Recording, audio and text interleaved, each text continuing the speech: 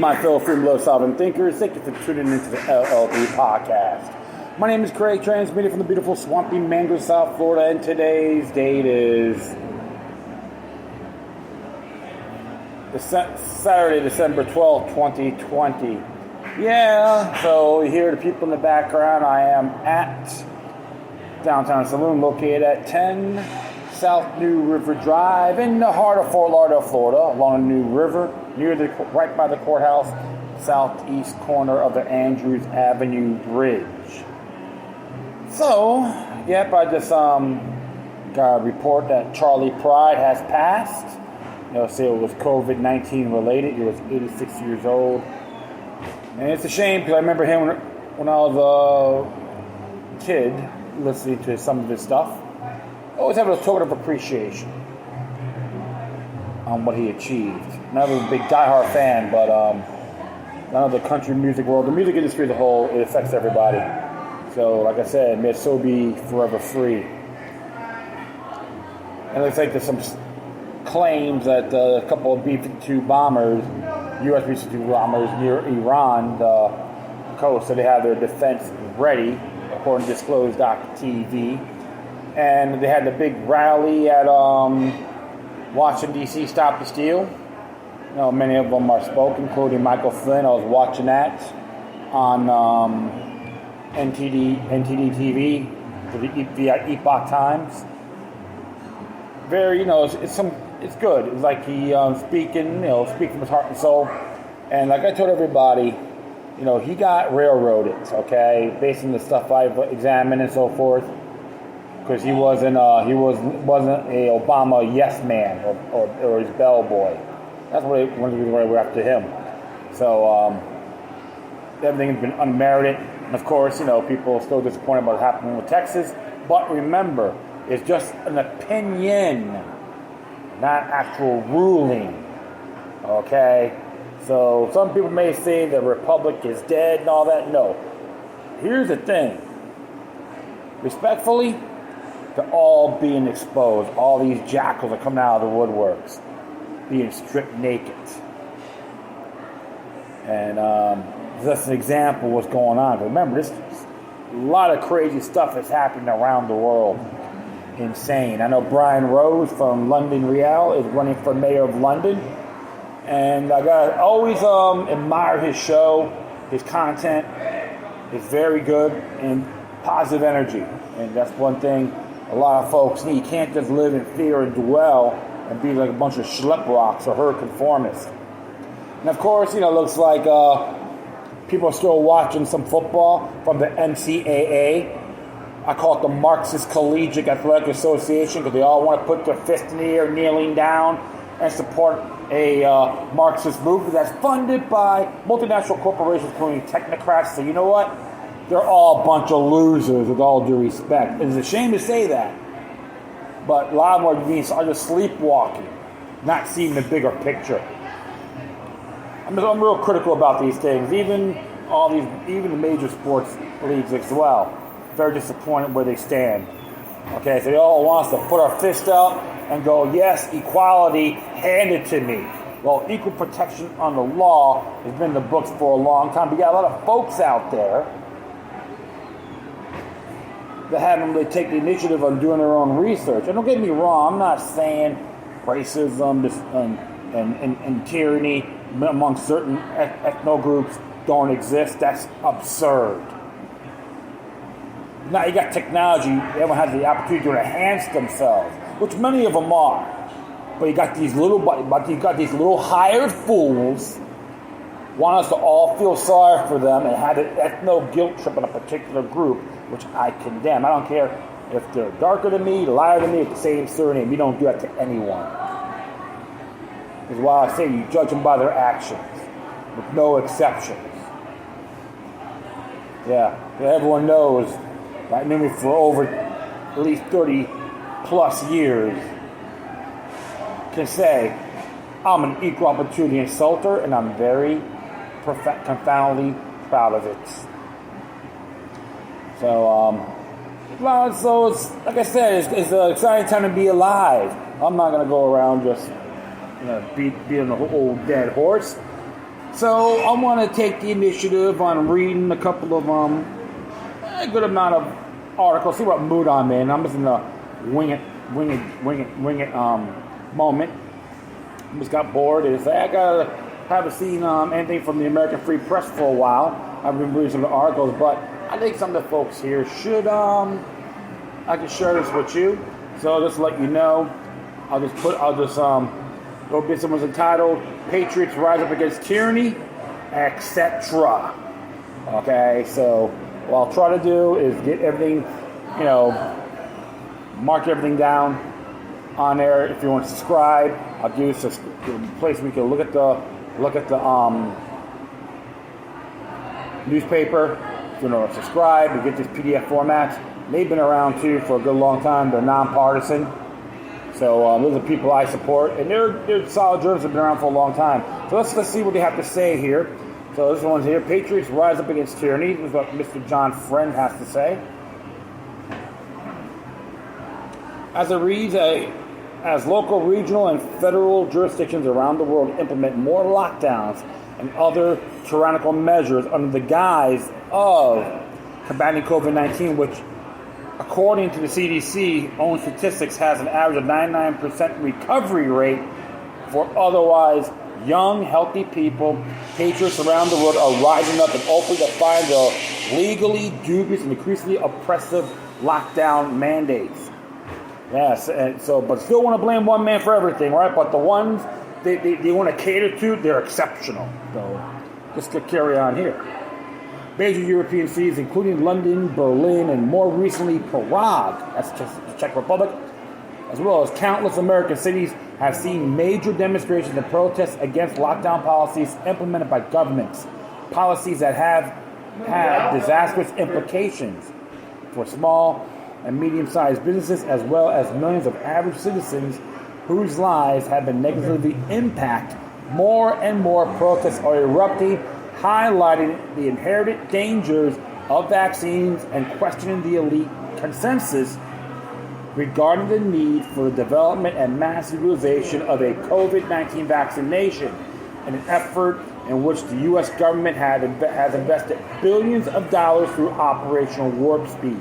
Restaurants, bars, retail stores, malls, movie theaters, gyms, fitness studios, schools, churches, and countless other businesses and organizations have been forced to either close their doors or severely limit their operations over the course of the past 9 months as a result of government-imposed mandates and other regulations. Millions of small and medium-sized businesses have been devastated as a result, with many totally failing and closing their doors for good.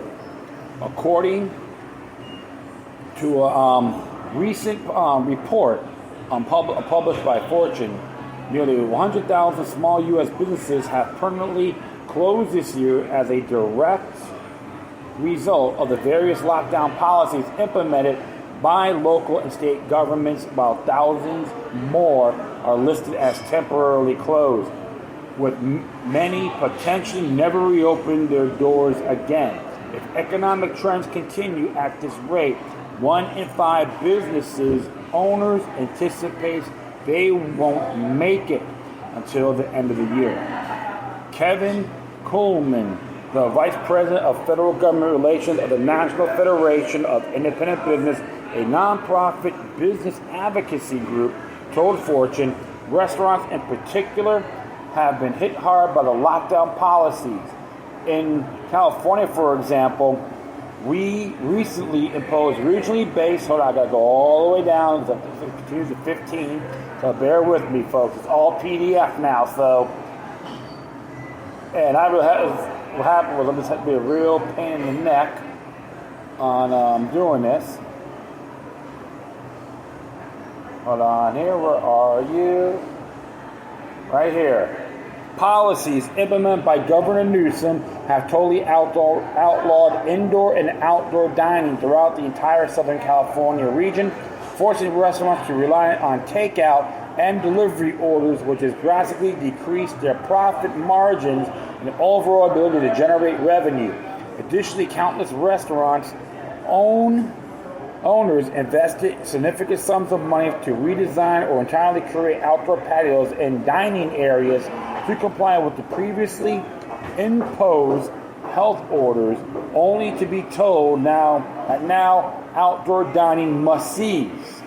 Could we say extortion? Damn straight.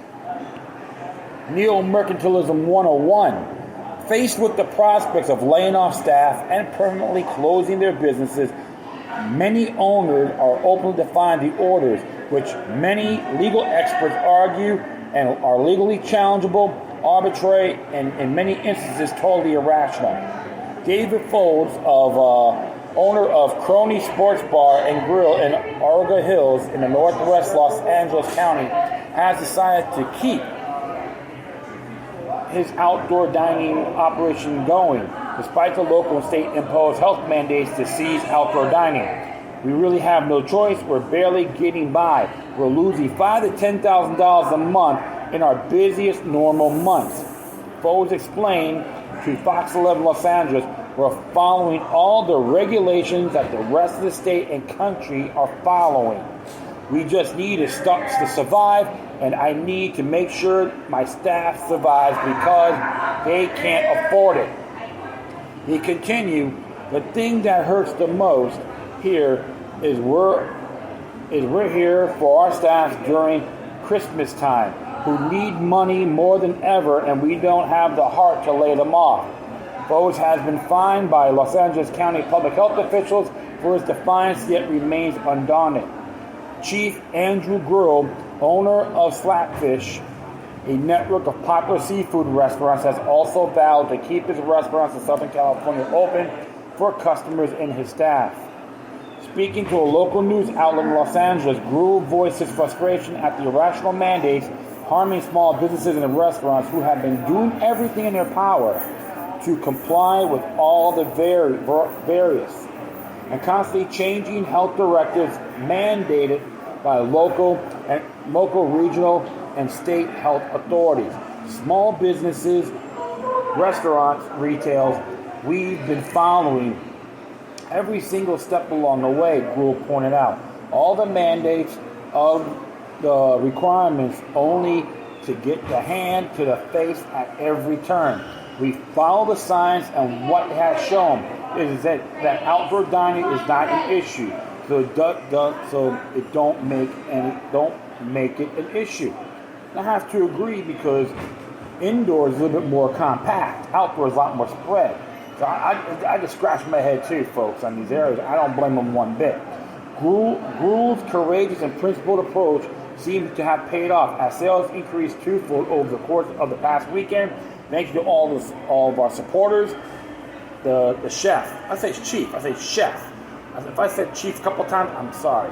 The chef noted on Twitter, our sales will double this weekend. We'll be using the increase in sales to give bonuses to all of our hardworking employees so they have extra cash ahead of the holidays. With TeknoAxe and tyrants of the world continuing their fear-mongering and draconian lockdown agenda in the name of combating COVID-19, more and more patriots of all political persuasions are resisting and simply not complying with their tyrannical agenda. Absolutely. I have to agree with that for sure. It's one of those areas, folks, we always gotta look. Okay, so, I think it's great, and I'm very ecstatic about this. But remember, a little rebellion now and then is good. That is the truth. And if you even read California's Constitution, Article 1, Section 1, what they're doing contradicts that, and the governor and any of the lackeys that are involved, whether the state or local, are breaching their oath of office. Period. No exceptions. Everything is null and void on what they're doing. So we're gonna take a look around here, and this is interesting here. Let's just check this out. Oh yeah, okay. Here's one right here. Sleeping with the enemy. News you may have missed. The Orwellian Christian Congressman Eric Swalwell from California, and Fang. A Chinese spy named Fang or Christine Fang developed very close and sometimes even intimate ties with multiple top U.S. officials across the country over the course of several years as part of the secret political operation at the direction of the Chinese Ministry of State Security, reports news and commentary website Axios. Representative Eric Swalwell, Democrat from California, was one of the officials Fang cozied up to, or Fang. She reportedly worked on a fundraiser for Representative Tulsi Gabbard during Gabbard's run for the Democratic presidential nominee. Fang even had sexual relations with two unidentified mayors, according to the FBI, one of whom was filmed in a car with Fang in 2014. The FBI never did catch Fang, however, was able to slip out of the country and head back to China once her cover story was compromised. Interesting there. All right, so let's just see here. No. Oh, huge funding bill. The Democratic-led House has finally found common ground with President Trump. Legislators will be giving the president even more money to fund the military this year, at a time when millions of Americans are unemployed, facing food shortages and possible evictions. The House passed a $740 billion National Defense Authorization Act in early December. Mr. Trump has threatened to veto the bill that does not include new precise language that removes special legal protections for internet giants that immunize them against defamation lawsuits.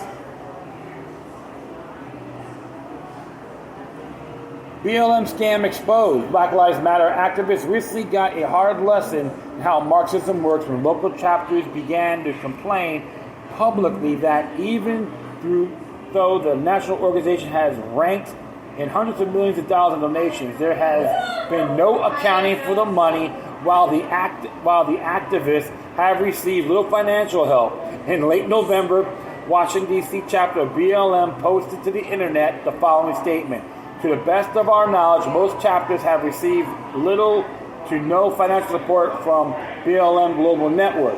Since the launch in 2013, it was only the last few months that selected chapters appear to have been invited to apply for a $500,000 grant created with resources generated because of the organization's labor of chapters. That's right. For all those quacks out there, you get what you deserve. All right, and don't get me wrong.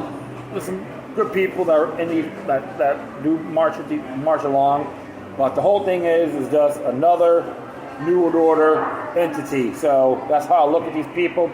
And hey, I feel the same way for those quacks that what's that douchebag's name? Want to be Al Sharpton, Richard Spencer. You know, they're all the same to me. They all blow. Okay, it's Huey and Dewey, I call them.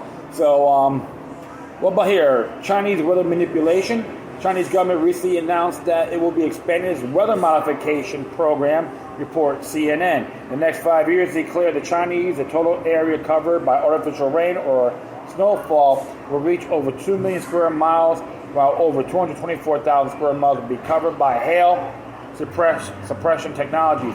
Critics are worried about this effect that will have on the world, as are noted, is about the size of India. All right, so COVID hypocrisy. Would it be surprising to anyone to hear that the mainstream media is playing both sides when it comes to COVID-19? On the one hand, they are righteously lecturing Americans to hide out at home, even if it means you never see your family or your life's work is destroyed. On the other, big media outlets have repeatedly urged for a loophole or argued for loopholes that keep them from having to follow onerous lockdown mandates enacted by officials. Perhaps nowhere there is more glaring apparent than in California, where media outlets have repeatedly negotiated passes from state and local officials, while everyday citizens have to abide by the rules. A recent video went viral out of Sherman Oaks, California, showing a young man nearly in tears over the fact that the outdoor dining for her restaurant was ordered closed while a television show on NBC got the okay from the mayor of Los Angeles to set up multiple outdoor dining tents not 15 feet away from the women's restaurant. When NBC News reported on the woman's plight, the journalist neglected to mention the tents were set up by their own parent company. Of course. And here's the thing. Just to let you folks know, in Los Angeles, you have a resolution that was passed by a city pertaining to the Patriot Act. Okay, it can be used for this as well. You gotta have the knowledge, implement it, study it, implement it, and call these bastards out. They're nothing more than parasites. Okay, so it's one of those things you gotta really look at. And even if you gotta recall these clowns. Okay, they're nothing because they need you more than you need them. All right, so this is good right here. On the Biden cabinet, BlackRock, who is the Shadowy group. Okay, powerful financial behemoth growing in power and influence at highest levels. Here's what Donald Jeffrey has to say. BlackRock is the world's largest asset manager with $6.3 trillion of individual investments under its control. It has been dubbed by some as a new Goldman Sachs. Since 2004, BlackRock has hired a large number of former government officials and powerful bankers, leading to obvious potential conflicts of interest. CEO Larry Fink has ties to both Hillary Clinton and Donald Trump. Former BlackRock executive Craig Phillips, now a Treasury Department official, has been leading the efforts to keep the investment funds trillions outside of Dodd-Frank's regulations. BlackRock, which also handles Mexico's pension fund, has deep connections to the Enrique Peña Nieto administration. BlackRock holds financial stakes at Mexico's toll roads, hospitals, gas pipelines, prisons, and other infrastructures. Can we say fascism 101? Nieto, opened by Pemex. This is his country's state-run oil monopoly to private investment. BlackRock promptly secured $1 billion in energy projects. The son of Carlos Slim, Mexico's richest man and one of the wealthiest people in the world, sits on BlackRock's board. BlackRock essentially invested Mexican pension funds into infrastructure projects. Recently, election of leftist Andres Manuel Lopez Obrador may threaten BlackRock's hold in Mexico. Almo, as he popularly referred to, has called BlackRock the white-collar financial mafia. However, after the meeting with Fink, Almo softened his tone considerably. And if and when Joe Biden does assume the presidency, his cabinet will have at least two key positions filled by BlackRock's officials.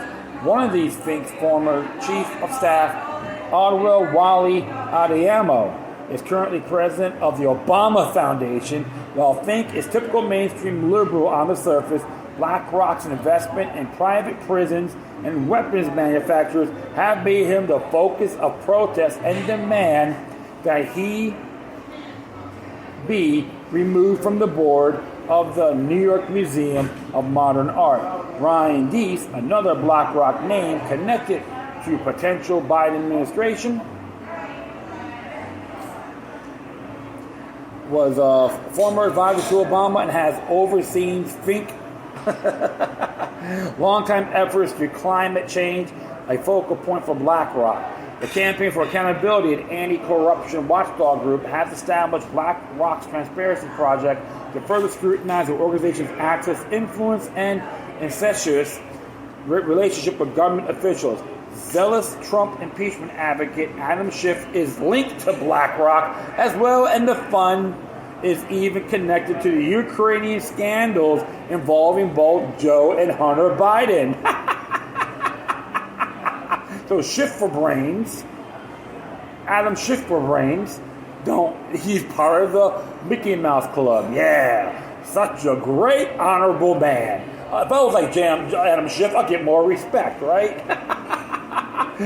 Thomas Donilon, a former national security advisor to Obama and the managing director of BlackRock Investments Institute, is one name that was mentioned during the probe into money laundering from Burisma, giant gas company in the Ukraine, whose broad Hunter Biden sat on. The world's most powerful company, BlackRock, has been called the most powerful institution in the financial system, most powerful company in the world, and the fourth branch of government. In August 2019, BlackRock executives presented a proposal. Sorry about that. At the annual meeting, let me see here, of central bankers in Jackson Hole, Wyoming. They urged that the bankers break long-standing tradition and combine monetary policy with fiscal policy. They proposed the establishment for a standing emergency fiscal facility. They could be activated when the interest rate manipulation was no longer working to avoid inflation. This facility would be headed by an independent expert appointed by the central bank. Absolutely. So it's interesting here, right? As benefited so many other elite forces, the COVID-19 crisis was a godsend to BlackRock. Keo Bono, who benefits? Absolutely. Don't tell all those people that are pro-lockdown and belly up to the state. They get real offended. In March 2020, it was awarded a no-bid contract under the Coronavirus Aid, Relief, and Economic Security Act, CARES Act, to deploy a $450 billion slush fund established by the Treasury Department in partnership with the Federal Reserve. This would have the capability of providing over $4 trillion in Federal Reserve credit. Okay, so remember all this stuff here, right? And if you could say President Trump is responsible, yes, it looks like he did sign it. Yeah, he's part of the blame, but the House of Representatives are your main targets. Okay, so if you're going to go after one guy, you got to get him off. Not then you're the fool, you're the poser, and the hypocrite. All right, so I'm going to keep on going here. BlackRock's origin. BlackRock was formed in 1988 in a partnership with a multinational private equity firm, the Blackstone Group. After the 2008 banking crisis, the Blackstone Group gobbled up foreclosed properties at rock bottom prices and rented them in inflated rates. BlackRock made its mark in the 1990s by promoting the mortgage-backed securities that would help cause the economic crisis of 2008. They also specialized in buying up so-called toxic assets, which the Federal Reserve was prohibited from doing. The bulk of BlackRock's successes, however, came from exchange-traded funds, which provided. Okay, something about here. Oh, what happened? Which pro? Wait, hold on here. I think I screwed up here. Sorry, folks. Alcohol the crisis. They also specialize in buying so-called toxic assets. Okay, I'm sorry about that. I'll start from back here. BlackRock made its mark in the 1990s by promoting the mortgage-backed securities that would help cause the economic crisis of 2008. They also specialized in buying up so-called toxic assets, which the Federal Reserve was prohibited from doing. The bulk of BlackRock's success, however, came from the exchange-traded funds, which provided them with nearly $2 trillion in assets, epitomizing the monopolistic consolidation of power prevalent everywhere across the globe. These exchange-traded funds now comprise almost half of all stock investments. BlackRock is one of just three giant companies controlling these funds, along with Vanguard and State Street. These big three have become the largest shareholder in some 90% of S&P 500 firms, including Apple, Microsoft, ExxonMobil, and General Electric. BlackRock is also significantly invested in the mainstream media. Investigate Europe, a group of dedicated journalists, note that BlackRock undermines competition, thus owning shares in competing companies blurs boundaries between capital and government affairs. by working closely with regulators and advocates for privatization of pension schemes in order to channel savings capital into its funds. Expect to be hearing more about BlackRock in the future, especially if Mr. Biden occupies the White House for the next few years. Ooh, man, you can't even say the more things change, the more it stays the same.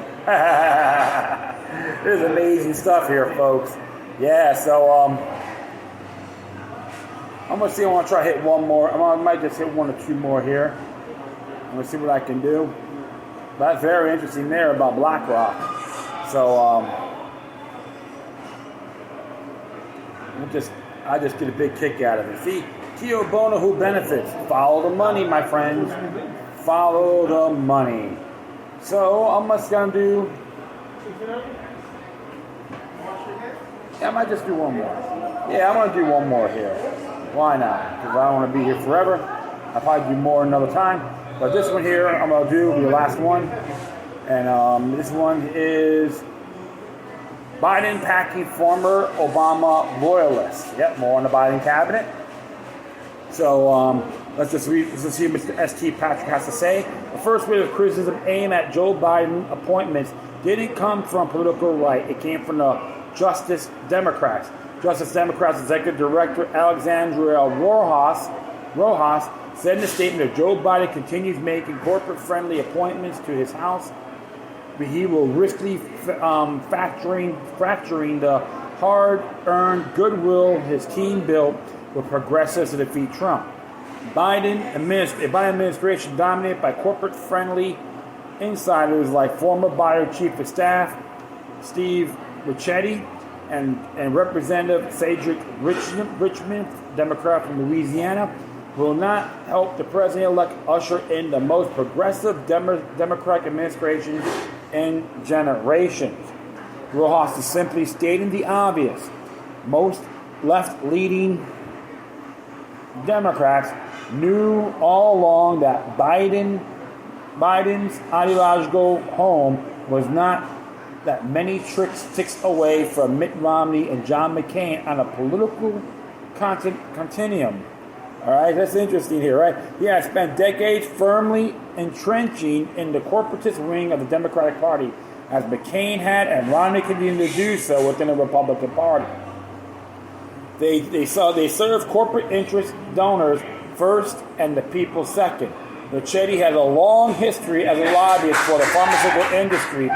As a congressman, Richmond, the national co-chair of the Biden campaign, was a favorite recipient of donations from the fossil fuel industry. Both are beholden to donors. There was expected criticism from the right. Let me see here. Yeah, Senator Marco Rubio, Republican from Florida, tweeted, "Biden's cabinet picks went to the Ivy League school, has strong resumes, attended all the right conferences, and will be polite and orderly caretakers of America's decline." Senator Thomas Cotton, Republican from Arkansas, said Biden choices will be a return of the Obama administration's foreign policy, which had a disastrous consequence for our nation. Anthony Blinken, State Department, is a Harvard Law School graduate rather than being some who has a long advocate of for diplomacy, which the State Department's leaders should do. Blinken has been a forceful advocate for American interventionism abroad. When then Senator Biden voted to use force in Iraq, Blinken was one of his chief advisors. Absolutely. So you gotta see, but everyone hates one man, but they vote for the other idiot. See, two-face galore. Of course, this is what people get manifested in partisan politics, right? So when it goes around here, a chief critic of Mr. Biden's pro-war appointees from the left has been independent journalist Catalin Stone. She wrote about Blinken that his career has a pendulum between expanding the U.S. empire and help corporate power knit itself more deeply into the empire. Within the Obama administration, he backed the unforgivably devastating interventions in Libya and Syria, as well as a 2014 Ukraine coup, he was a major proponent of backing the Saudi-led mass atrocities in Yemen. And he says such proxy conflicts will be the new model for U.S. interventionism going forward. I say just throw his ass in the front. Let's see how tough this person is, right? Janet Yellen, Treasury Department. Attendant Brown, another Ivy League school, is the former chairman of the Federal Reserve. There will be no audit the Fed, cries emanating from the Biden Treasury Department. Jake Sullivan, National Security Advisor, went to Yale. Sullivan was the top advisor to Hillary Clinton. He was one of the biggest champions of the disastrous invasions of Libya. Sullivan was also a major proponent of the Russia Gate theory and met with reporters before 2016 election to push the fake story. According to Fox News, Sullivan described how he sat with reporters and news stations and walked through what he understood to be case from in terms of the Democratic National Committee hack and leak what he believed to be the case with respects to Russian involvement and what they thought the upshots of this was, which is now have start of a much more aggressive phase of an intelligence-led operation by foreign power. There's likely to be more as we go forward. And people should really pay attention to this. Alejandro Mayorkas, Homeland Security, served as the Deputy Secretary of Homeland Security during Obama in the Obama administration. Okay, from 1913 to 2013 to 2016. It was a questionable choice. Okay, as he was subject on the Obama era's Inspector General's report that found that Mayorkas had colluded with foreign investors through an EB-5 visa program that allows job creators an easier path of entrance into America. Senator Cotton tweeted, Alejandro Mayorkas was found by Barack Obama's Inspector General to be guilty of selling green cards to Chinese nationals on behalf of rich Democratic donors. He is disqualified from leading the Department of Homeland Security. There has been a backlash from the left and right against potential choices of Michelle Flournoy as the Defense Department. The Defense Department. Flournoy serves on the board of directors at Booz Allen, a major defense contractor.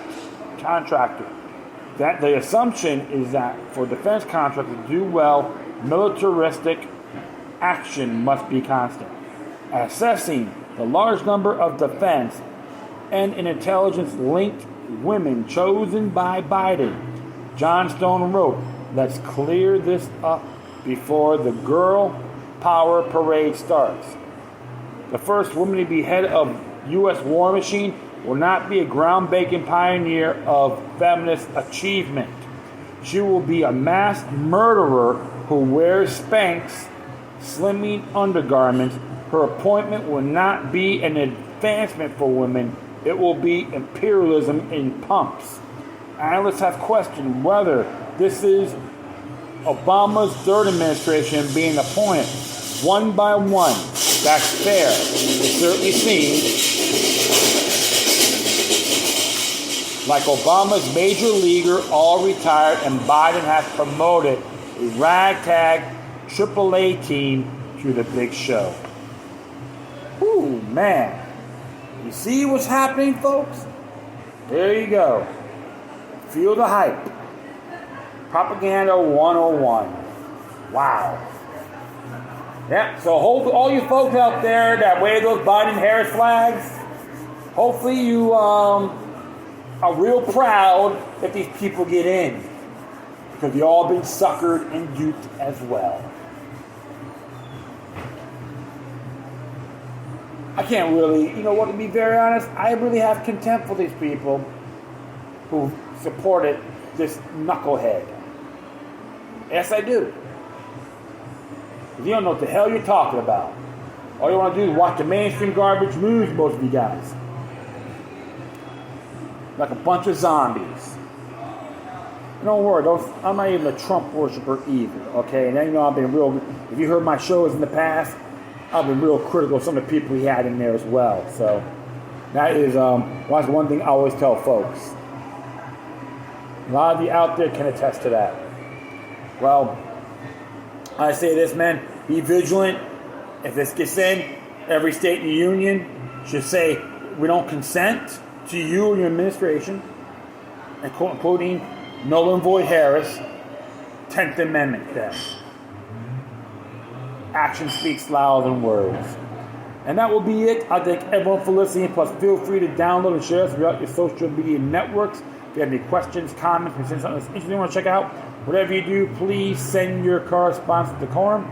Furthermore, I will leave the subscription and the titles, footnote titles, on my Spreaker page. So I encourage you to subscribe to American Free Press. And if you want to contact me, hit me at localuck3@gmail.com or localucknumbers03@protonmail.com. If you want to do a donation, donate to American Free Press or subscribe to them. Like I said before, that'd be great. Or you want to throw some contributions at me, you can hit me at paypal.me/localuck3. Once again, thank you for your time. Plus, always remember that demoniac resistance is healthy for the soul and can liberate humanity. Until next time, take care of yourselves. Keep on spreading love. And may your guardian spirits be with you.